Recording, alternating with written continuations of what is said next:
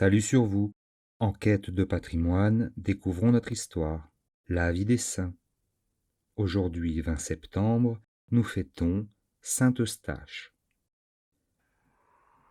Placide était maître de la cavalerie sous Trajan.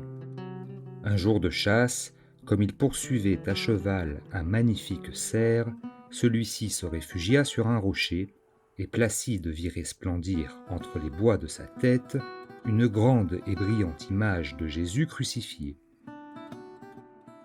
En même temps, une voix inconnue lui disait que la proie après laquelle il devait courir désormais était la vie éternelle. Alors il se convertit avec sa femme et ses enfants, et ils changèrent de nom. Placide se nomma Eustache, Trajane sa femme Théopiste. Ils appelèrent leur fils aîné Agapite et le cadet Théopiste. Une seconde vision l'avertit qu'il lui faudrait souffrir pour la gloire de Dieu. Peu de temps après, en effet, par une suite d'incroyables adversités, il se vit comme Job dépouillé de tous ses biens. Le séjour de Rome étant devenu impossible pour lui, il voulut passer dans un pays étranger. En route, on lui ravit sa femme, qui était d'une beauté extraordinaire. Plus loin, il perdit ses enfants. Il continua son voyage, gémissant, pleurant. Tantôt il adressait à Dieu des plaintes amères, tantôt il se soumettait à sa sainte volonté. Toujours, il espérait en sa providence et le priait.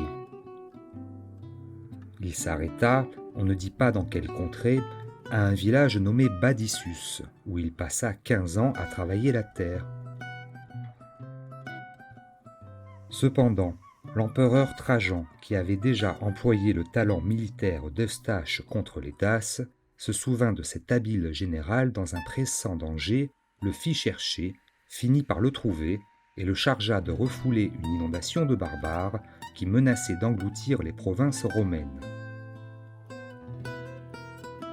La campagne fut si rapide et si heureuse qu'Eustache aurait pu dire lui aussi « Je suis venu, j'ai vu, j'ai vaincu ».